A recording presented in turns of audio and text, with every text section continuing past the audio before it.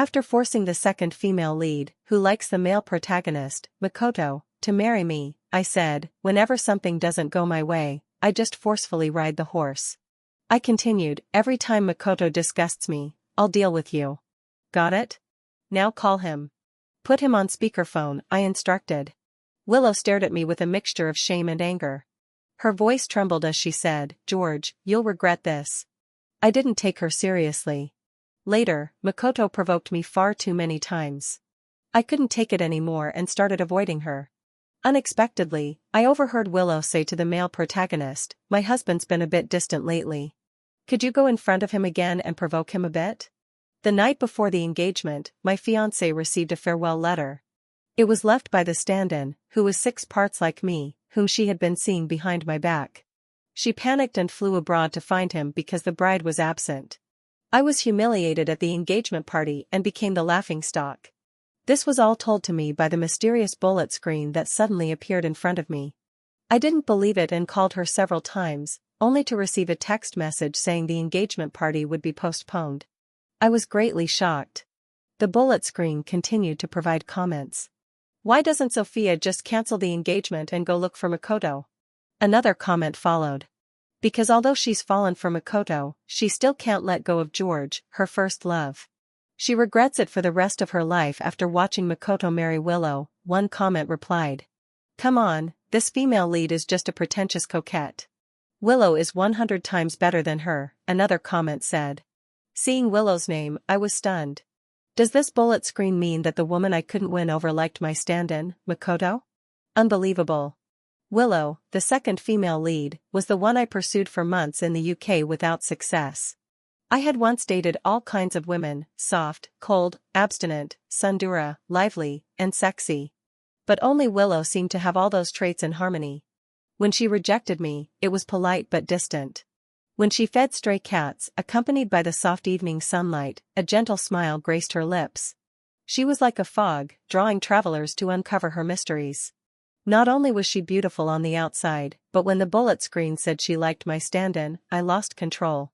I immediately called her and she picked up in 1 second. Angrily, I asked, what's your relationship with Makoto? The bullet screen reacted, huh? What's going on here? How come the male protagonist's existence is already known in the first love? Oh no, is he going to cause trouble? I laughed. You guessed right, little bro. You'll see some action soon. Willow stayed silent for a while and then her clear and pleasant voice came through the phone. She said, Makoto once saved me. Huh. So you like whoever saves you. Why don't you like the doctor who cured your illness? I cursed inwardly but only cleared my throat and said, my fiancé is having an affair with your savior, Makoto. And now she's left me to find him. What should I do? The bullet screen paused for 2 seconds, then exploded with comments. One comment said, the first love knows now. He's definitely going to cause trouble with the male lead. Another said, what kind of first love is this? Bitter and high above. Just log off and go get your boxed meal. Some comments replied, but actually the first love is the victim here, right?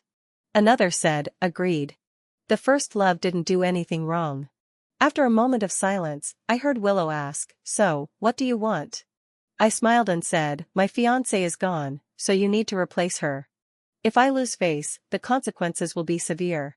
The bullet screen commented, when did you two even meet? George is hilarious. This is the official pairing of the male lead. When will it be your turn?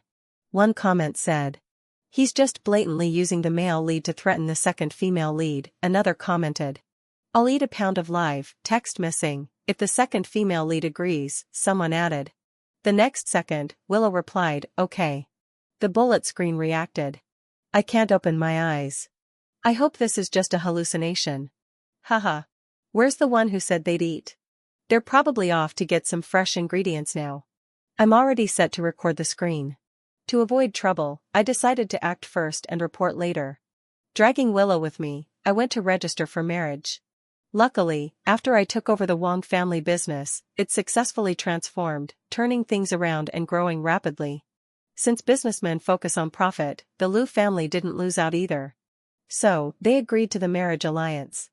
Instead, both our families used this as a reason to hold the Kim family accountable, at least extracting some benefit from them. The wheel of fortune turns. On our wedding night, Sophia called me dozens of times. Through the screen, I could feel her frantic and desperate tone. As soon as I answered, I heard her dissatisfied voice questioning me. George, I didn't say to cancel the engagement. Why did you take matters into your own hands?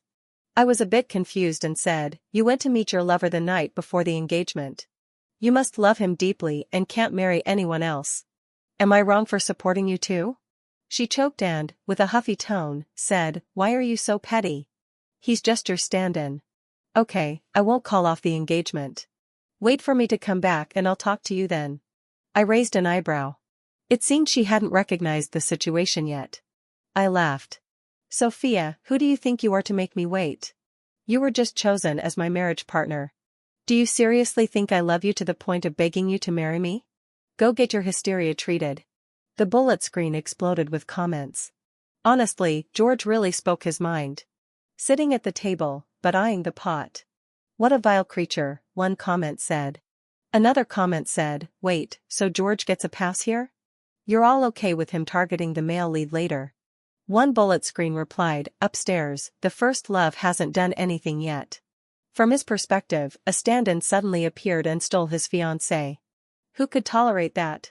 If not for the bullet screen, I wouldn't have known that I was Sophia's first love, someone she secretly admired for years. After I went abroad for my studies, she accepted a pursuit from a man who resembled me somewhat.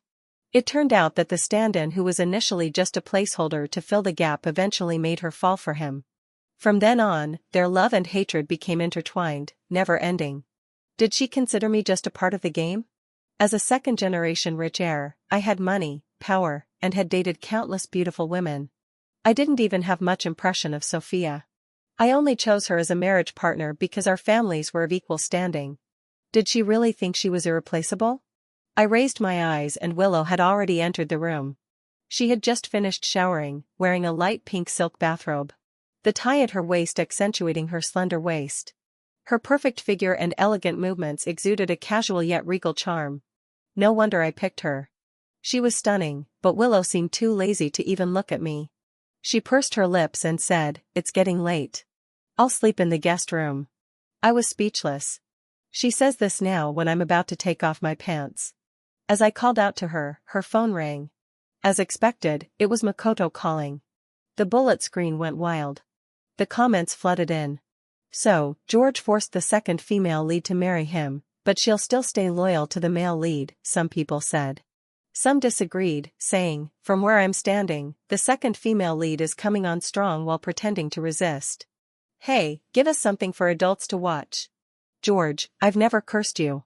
Please give me some fan service. Just treat it like feeding the chickens. Cluck cluck. I was speechless. Looking down, I couldn't help but feel excited. This was getting interesting. Willow paused for a moment, then quickened her pace. I got off the bed and blocked her at the door, casually locking it behind me. She instinctively stepped back, only to be pushed down onto the soft rug-covered floor as the soft sound of her gasp filled the air. She widened her eyes in disbelief, her gaze shifting nervously. George, no, she said. I moved my hands and smiled. The bullet screen was right. This really was a case of resistance with desire. She said no, but her body was being very honest. I asked, not going to answer? Makoto had already called several times, unwilling to give up. I'm getting on the horse to fight. I slid the screen to answer the call. An anxious and clear voice came through. Willow, where are you right now? Is it true? Did George force you to marry him? You don't need to go this far for me. I feel guilty. The bullet screen erupted. Ah, damn George. How dare he stain the second female lead in front of the male lead? I'm blushing just watching this, one comment said. Another comment appeared. If the second female lead likes the male lead so much, why is she holding on to George so tightly? Makoto's incessant calls finally caught on to the situation. He must have realized something was wrong. The phone's microphone picked up Willow's soft breaths. Makoto stayed silent for a while, his voice trembling as he asked, Willow, are you sick? I raised an eyebrow, feeling great as I watched Willow glare at me. I took the phone and responded to Makoto. If you weren't so dumb, you'd guess what we're up to. Makoto's voice cut off abruptly. I hung up the phone as I continued my actions. I warned Willow, every time Makoto disgusts me, I'll deal with you. Got it? She gasped, her voice trembling. George, you'll regret this. I sneered. Try me. The entire night we fought one battle after another. From the floor to the bed, from the sofa to the floor-to-ceiling window, our presence lingered everywhere. The bullet screen was going crazy. One comment said, so, the one night 7 times trope is real. Another asked, damn it, can you see this? Mine is blacked out. Someone replied, can't see, but imagination is the greatest gift to mankind. After that, whenever I wasn't happy, I vented my frustration on her. When Sophia tangled with me, I bought Willow a collar. When Makoto provoked me, I bought Willow a waist chain. When the bullet screen cursed me, I rode the horse and made their screen go black. Seeing their helpless expressions, I felt utterly satisfied. A month later, there was a charity auction. Willow and I attended together by chance. We ran into Sophia and Makoto. Makoto said, Willow. As Makoto worriedly opened his mouth, Sophia immediately possessively hooked her arm around his, but her gaze was fixed firmly on me. They were deliberately showing off their affection. Sophia proudly said, George, you should thank me for helping me realize my true feelings. My past feelings for you were just an illusion. What's so great about you? You're just an ordinary man with too much confidence. Oh, the little one's getting desperate, I thought to myself. I honestly wanted to act, but instead I simply twisted my wrist. Willow immediately blushed and looked at me with a bit of grievance. Let's wait until we get home. Okay, I said. The atmosphere instantly quieted. Meanwhile, the bullet screen exploded. The comments flooded in. What have you done to our proud and reserved second female lead? One comment said. Ah, poor second female lead. Tortured like this. Will we ever see her rise? Another replied. Are you sure? I see her saying no, but she hasn't stopped wearing uniforms, someone wrote. Is it possible that the second female lead actually likes this? Maybe George just triggered her true nature, another comment speculated. Really? I couldn't help but look at her with some suspicion. Sophia's expression almost cracked. Makoto, in disbelief, said, Willow, what did you say? Willow tucked her hair behind her ear and once again assumed her cold, distant demeanor, saying, It's none of your business, mister, please behave yourself. Makoto must have imagined something. His eyes seemed on the verge of tears, and he sighed, I've caused you so much trouble, Willow. Seeing Makoto care so much about another woman, Sophia's expression changed instantly. She shot Willow a venomous glance and forcefully dragged Makoto away. I was in a good mood and laughed. You've learned your lesson. Out of the corner of my eye, I saw Willow lightly smile. When I looked again, she had returned to her cold, aloof expression. I must have been seeing things due to the overwhelming comments. After the auction started, no matter what I set my sights on, Sophia would have Makoto bid against me. When I glanced over, Sophia shot me a disdainful eye roll, then snuggled up to Makoto and playfully said, Makoto, you're buying me such expensive things. You're such a great boyfriend, a man as generous as you can get anything, whether it's jewelry or women. Makoto gave a slight smile, not forgetting to provoke me with a glance. I was speechless. Who exactly is picking up this cheap crap?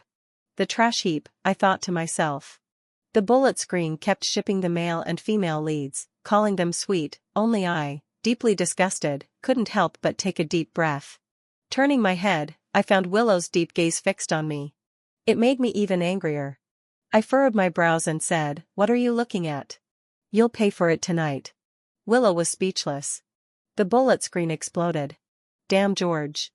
What does he do besides torment the second female lead? One comment read.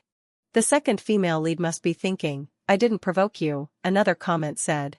The second female lead should blame the male and female leads for being petty. I was just watching and got so frustrated as I watched the flood of dirty tricks on the bullet screen, another comment added.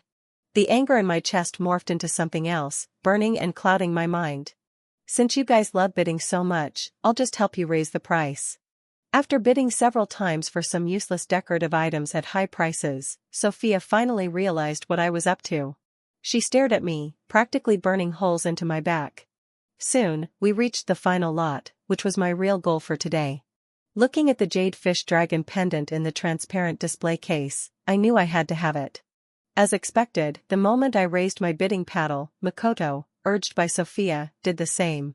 However, his face turned pale and his hand trembled slightly, showing clear hesitation. It seemed that Makoto was starting to back out. He said, "Sophia, maybe we should let this one go." But Sophia was relentless, pushing him to keep bidding. After several rounds, Makoto finally couldn't hold back and muttered, "Sophia, I really don't have that much money left." Sophia immediately frowned, shooting him a cold look and said, "What's the use of you? So stingy. I don't need you. I'll buy it for myself." "All right," she said, snatching the paddle from his hand and raising the price against me. Her tone was full of rivalry. Makoto was stunned, but quickly smiled awkwardly and said, "Sophia, please don't be mad. Just bid. I'll definitely buy it for you." I sneered, just about to raise the price again, but Willow stopped me. The next moment, Willow raised her own paddle, and the price shot up to 50 million. I was momentarily stunned. Sophia's expression darkened, but she didn't dare continue. In the end, the pendant was sold for 50 million. Makoto's eyes flashed with a hint of sadness before he was dragged away by the upset Sophia. It dawned on me, and I asked, "You stopped me so you could buy it for Makoto, right?" Willow stared at me with steady eyes and, biting her lip, replied, "For you." At this moment, both I and the bullet screen were utterly shocked. "What?" I must have been so stunned because Willow shot me a proud eye roll and said, "TCH, don't get ahead of yourself. I just wanted to buy some peace and quiet so you wouldn't find new ways to torment me." Nice. I love taming someone like her. Full of thorns, I thought to myself. The bullet screen commented, You better be telling the truth." Another comment said, "Looks like I scared myself."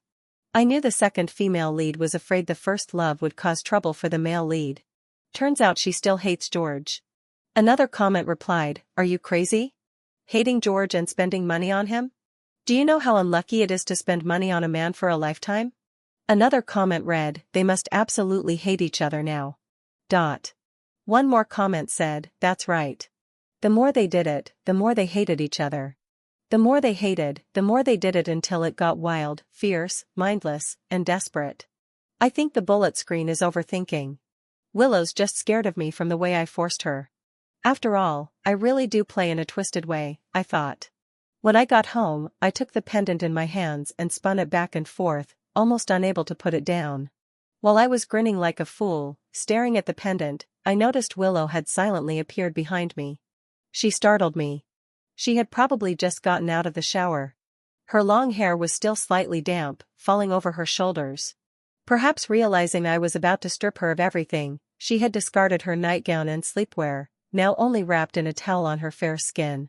There were still red marks left from the ropes I used yesterday. Willow stood at the door.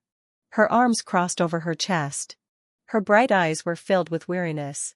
She pursed her lips and, in a low voice, said, "It's late. I have work tomorrow." I smiled and replied, "Since you behaved today, I'll give you a pass this time. Go sleep in the guest room." The chat comments started to appear. I don't know why, but I feel somewhat moved. "George is finally acting like a human," one comment said. "What are you doing there? Run before he changes his mind," another comment suggested. But Willow, instead of leaving, furrowed her brows and stared at me for a long time. With a huff, she said, "Is this another one of those obedience tests?" I was left speechless. She continued, "If I leave now, who knows what else you'd come up with to torture me." I was in shock. I replied, "Willow, are you sick?" She crossed the space between us, sat on my lap, and said, "Let's get this over with. I have to wake up early tomorrow." I frowned. Wait a second. The chat comments couldn't keep up. Seriously, I don't have time to watch them fight. Are they messing with us?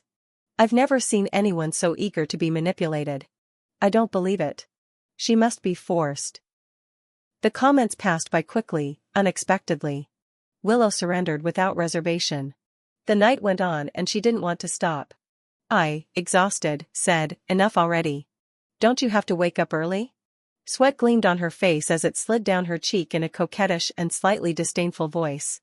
"Is that all you know how to do, George?" Fine. I turned her on top of me and grabbed her waist while breathing heavily.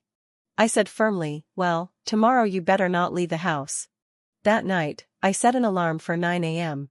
I struggled to open my eyes in the morning, and when I looked around, no one was beside me. I was speechless. I admit I was already exhausted. I decided to go home to rest for a bit. My brother, seeing how tired I was, laughed. He asked, "How's married life?"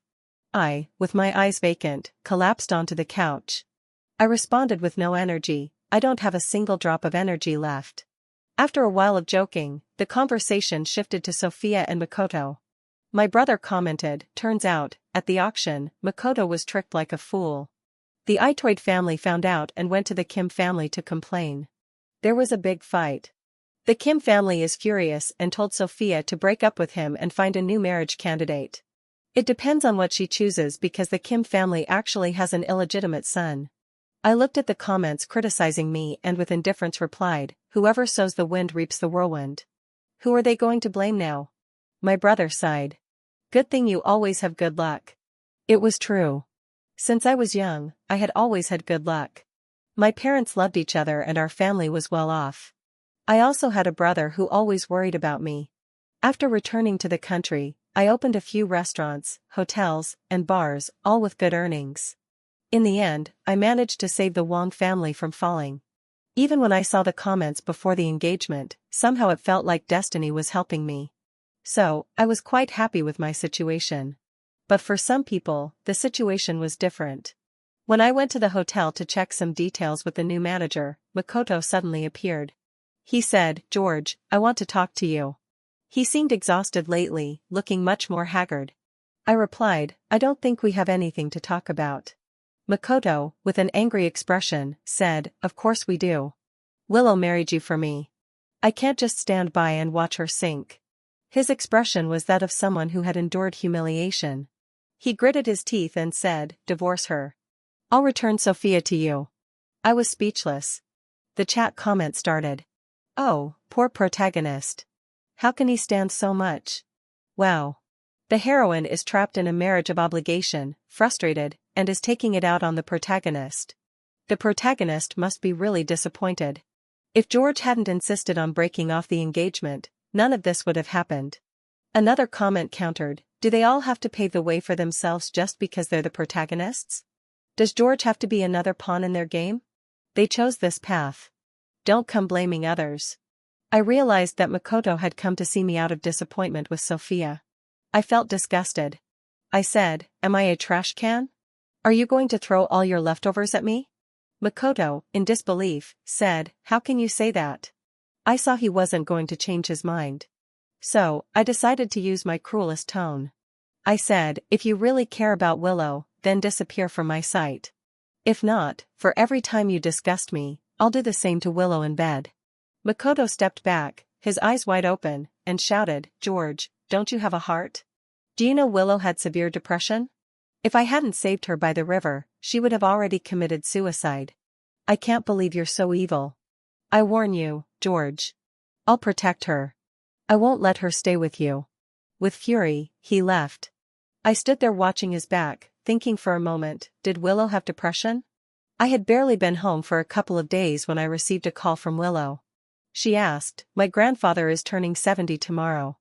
Are you coming?" There was a hint of barely noticeable hope in her otherwise distant tone. I chuckled. "Of course, I'm not that rude."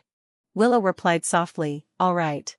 The comments in the chat read, "If George doesn't go back, Willow is going to be frantic. She's so absent-minded. She can't even sleep properly. Laughing so hard. At 2 a.m., hugging the big orange cat George gave her, crying. I'm curious what's written in a password-protected notebook." I ignored the comments from the shippers. After all, even unrelated people can be paired together by fans. Willow and I were just a plastic marriage, nothing more. The next day at the family banquet, I smiled and toasted to old Lou. He was in great spirits, his body still strong. He happily said, "At my age, to see my granddaughter marry into a good family. I have no regrets, but you two are getting older, and you should start thinking about children soon." Willow, holding my arm, lowered her head and whispered, "I'd like to spend a few more years enjoying our time together as a couple. We're not in a hurry to have children." Old Lou paused and then quickly agreed. "No rush. It's more important that you two enjoy your life together." But Lou, father, seemed displeased. He said, a woman's worth is determined by her children. It's proper to have heirs while you're still young, George. I'm saying this for your own good. Do you understand? Willow's lips tightened and her fingers instinctively curled. I gently patted her hand and turned to Lou, father, saying, I believe having a child means taking full responsibility for raising them into adulthood. Not just thinking about our own enjoyment and neglecting them. So, we'll carefully consider the decision before we have children. His face darkened and he gritted his teeth. What do you mean by that? Lou, mother, sitting beside him, seemed about to say something, but upon seeing the situation, immediately fell silent. She didn't even dare to look me in the eye as though pleading, don't scold me. The atmosphere grew awkwardly quiet. It was old Lou who changed the subject and moved on. Throughout the banquet, two sets of eyes kept focusing on me. I asked Willow, what are you staring at me for? Is there rice on my face? She smiled faintly and whispered, thank you for standing up for me. What do you mean by standing up for me? The real drama comes later, I thought to myself. After dinner, the other person whose gaze had been fixed on me during the banquet found me in the backyard with a cold snort. She said, what's all this acting? You regret marrying Willow, don't you? I turned around and saw her. She was attractive, but a complete idiot. Otherwise, old Lou wouldn't have agreed to the marriage between Willow and me, nor would he have chosen her to inherit the Lou family's business. As for Lou, father, he had been the loser in the last power struggle and had hoped to turn things around with the next generation. However, after marrying Lou mother and having a daughter, he gave up and the two of them led separate lives, each with their own lovers. Seeing that Willow wasn't treated well, anyone could bully her, especially her cousin Maria. The power struggles in wealthy families were constant, and people like me with a happy and normal family were rare exceptions. It wasn't until a few days ago that I discovered Willow had grown up in such a difficult environment. No love from her father or mother. No wonder she ended up with depression. Maria had once suggested that I should marry her, but I rejected her outright. Her pride made her likely resent me for it, so I easily led her to the viewing pond. Maria continued, George, what did you call me here for? She said, honestly, I know already. Willow is like a hen that can't lay eggs. So you, before she could finish her sentence, I kicked her into the pond. I laughed. Now you know why I called you here, right? Maria floundered in the water, too afraid to shout and attract attention so she could only curse quietly while drinking water. George, are you crazy? Did I do something to offend you? I looked down at her. Offending my wife means offending me. You can throw a tantrum once, but next time it won't be just drinking water. I hope you think carefully. I turned around and Willow was standing right behind me. Her dark, glistening eyes held a faint light locked onto me.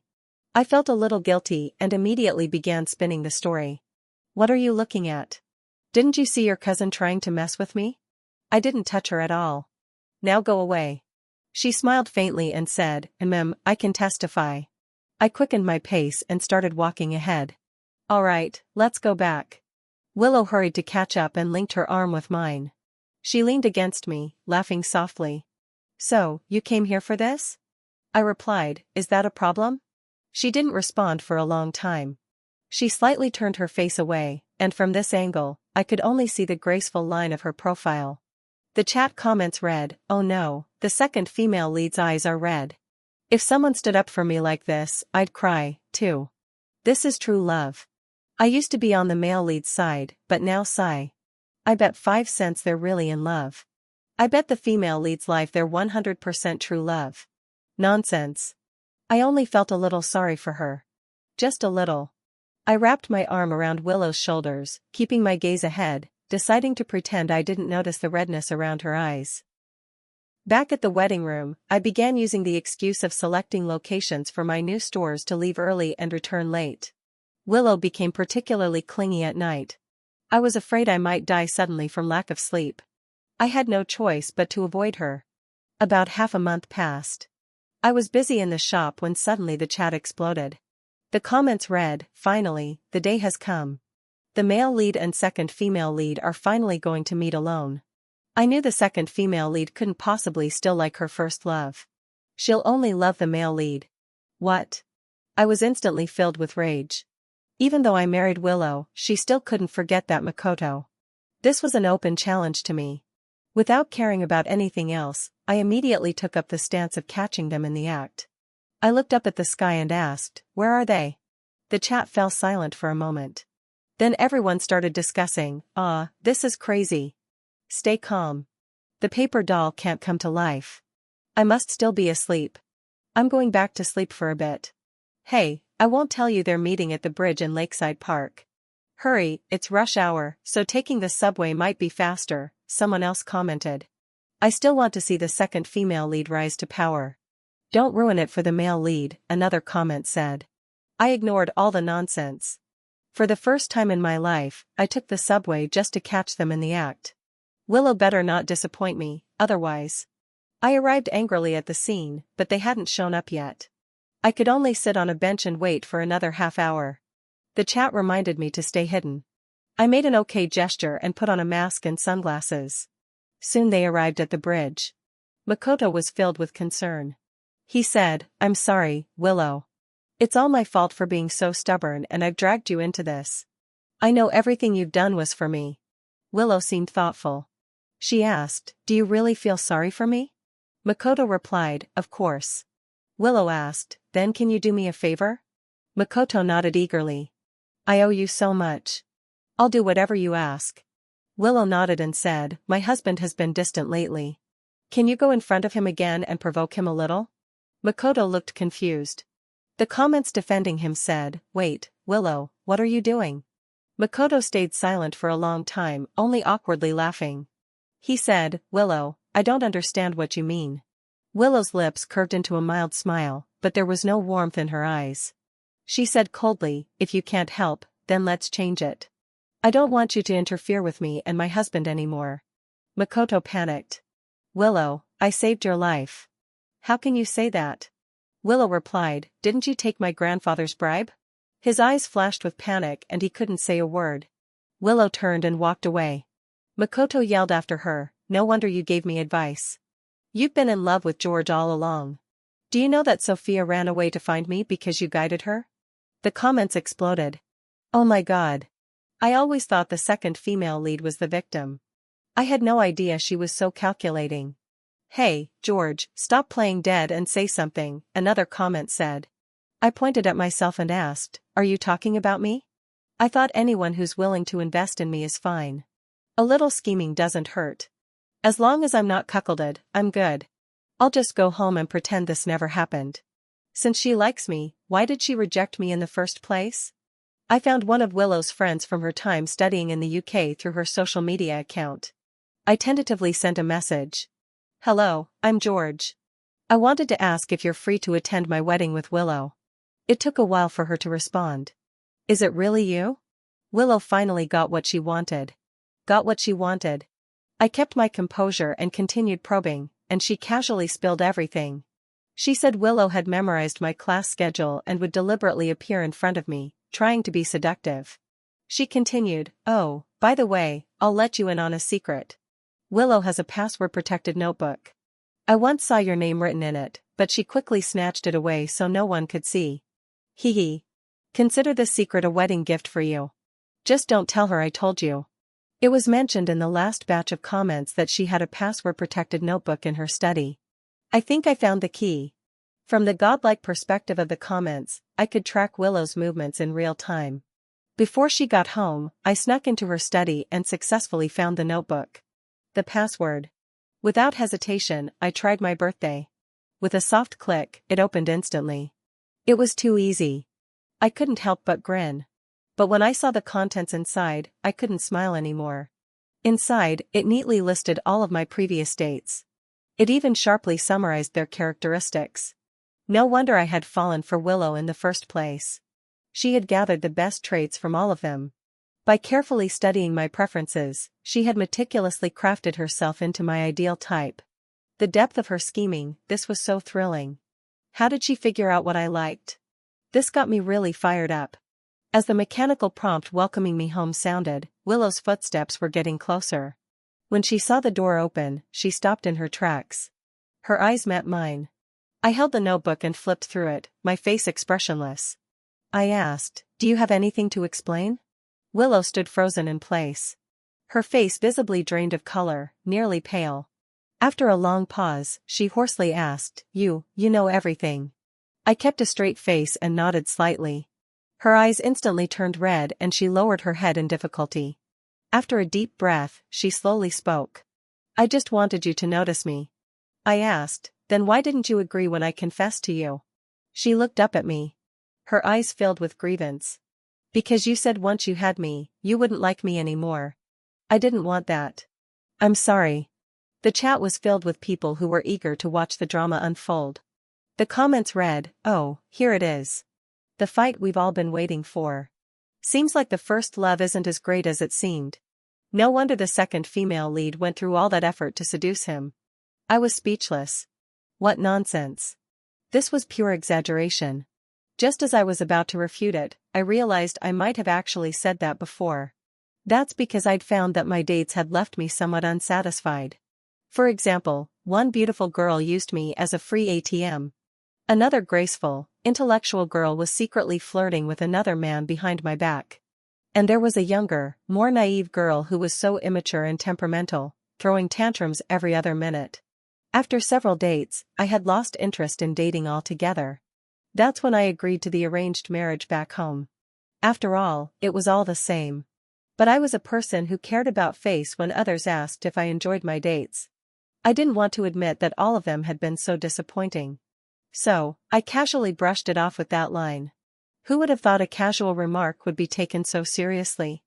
I sighed, just about to explain, but Willow turned in a panic and ran away. I was speechless. The chat thoughtfully commented, The second female lead is afraid you'll ask for a divorce. Another comment read, I think I get her thought process now.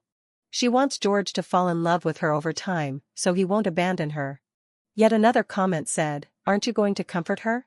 I was speechless. I didn't do anything wrong. Why should I comfort her? It was her decision to turn this into a riddle. I couldn't find her anywhere. It seemed like she had made up her mind to avoid me. Fine. I decided to go out and enjoy myself. As soon as I arrived at the bar, she showed up right after me. Willow wordlessly grabbed my arm, stopping me from leaving. I feigned annoyance. What are you doing? It seemed like she had made up her mind. She said, George, whether you want to divorce me or whatever, I'm okay with it, but I'll keep clinging to you until you fall in love with me. I love you, George. I suppressed a smile that was about to rise on my lips. Honestly, I didn't mind her scheming. As long as it wasn't to harm me, it didn't bother me. Knowing it was a form of manipulation, I was still willing to fall for it. This morning, Makoto had sent me a message. You won. Sophia loves you and Willow loves you. Now, I handed this message to Willow. Her pouty expression and angry look were simply adorable. I cleared my throat and said, Do you know why I'm showing you this? Willow blinked in surprise. She asked, Why? I said, Because Makoto disgusted me again. So, tonight you're not sleeping. In her dazed gaze, I cupped her chin and kissed her. The comments flooded in. Finally convinced myself to accept this couple, and I almost thought it was going to be a bad ending again. User above. You're too slow. I stood in the right ship in 0 seconds. Now, this is the married couple energy. I know. Are we black screening till morning again? I'll even buy a membership. Just let me see it. We moved from the car to the living room and then to the bedroom. We only stopped when the first light of dawn appeared. I held Willow in my arms and sighed. If you had accepted my confession back then, what would Sophia have to do with it? But you had to make your own decision. How foolish is that? Willow sat there in silence for a long time after hearing my explanation. After a while, she finally realized, I guess that was a bit foolish. The comments rolled in. Welcome to the documentary. Smartness backfires. I looked at the comments, couldn't help but smile, but then remembered there was still something important I hadn't asked. I asked, Willow, when did you start liking me? She turned her head to look at me, but didn't say anything.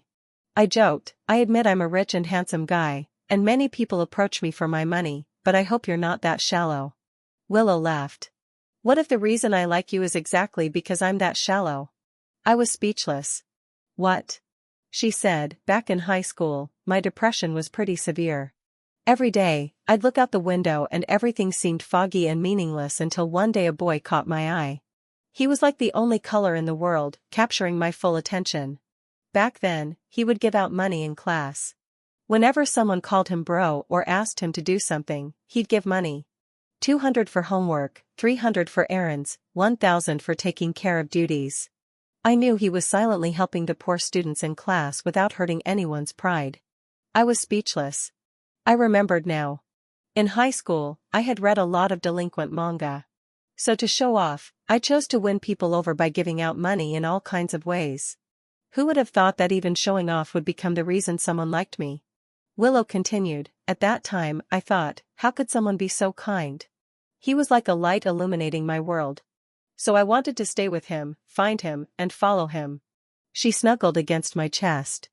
Although she said it lightly, no one knew how helpless she had been at that time. My eyes started to burn. I turned my head and spoke in a low voice. I pursued you for 2 months, but you ignored me completely. What was that about?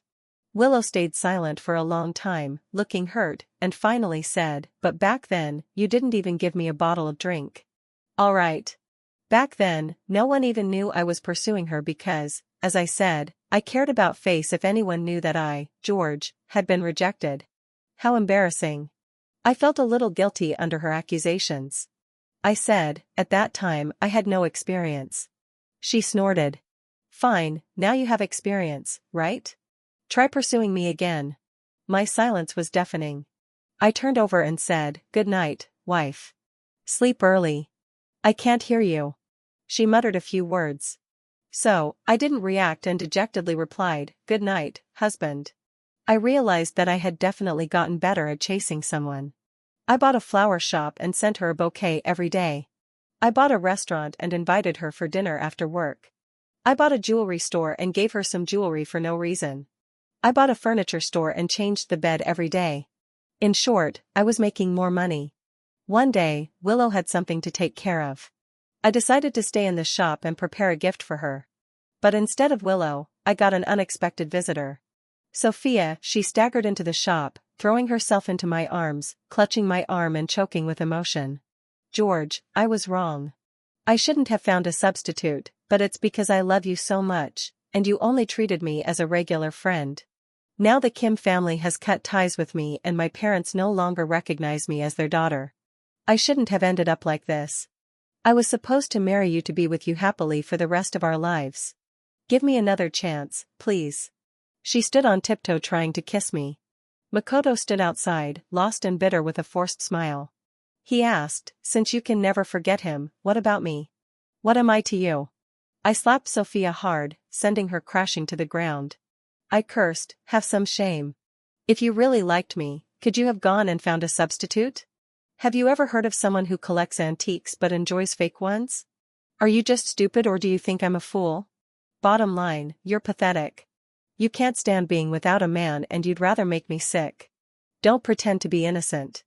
It's disgusting. The comments came flooding in. I feel like the female lead's words are as unpredictable as the housing market in Beijing. Never dropping, only rising. Female lead, hide. The garbage collector is here, another comment said. Makoto stood frozen, clearly hearing my words. After a moment, he took out his phone. Sophia got up, still wanting to lunge at me. But before I could act, a slap came from behind. It was Willow. She glared at Sophia, shouting, "Stay away from my husband. If my husband can't make a move, I certainly can. If you dare cause trouble in my shop again, it won't be just a slap next time." Eventually, as she threw her tantrum, the police arrived, called by Makoto. After Sophia was taken away, we gathered our things to leave. As we passed by Makoto, who was sitting on the curb, lost in thought, I said, "Sophia doesn't love anyone. She just enjoys the chase for men. You'd better start thinking about your own life and stop wasting your energy trying to please women." He looked at me with a complicated expression, but didn't respond. That was it. If he didn't want to listen, then forget it. I walked hand in hand with Willow down the street under the night sky. Colorful lights hung on the trees, making the city bright and lively. I asked her in surprise, "Why don't you want me to drive?" She rolled her eyes and replied, "Don't you want to experience shopping with your date?" All right. I guess this is the price I have to pay for chasing you," I said. I've crossed streets, squeezed into subways, And maybe next time we can try taking the bus, Willow whispered in my ear. Do you want to know when you'll finally win me over? She asked. I stopped walking and asked, when? She smiled and said, it will be on the day I get the perfect wedding. I understood what she meant. A smile spread across my face. No more shopping then. She wrapped her arm around mine and asked, why? I replied, we're going home to prepare for the wedding. The comments rolled in. You guys are so happy. Leave me here in the village with the cows. I'll chip in for the wedding gift. Put it under my wife's name. Came in holding a bowl. Left carrying the second female lead and the evil side guy out with it. Well, what I mean is I really enjoyed it and now it's my turn to say cough. In the end, the second female lead and George lived happily ever after without shame. The end. Flowers. I looked up at the sky, smiling and mouthed. Thank you for your company. May we meet again someday, everyone.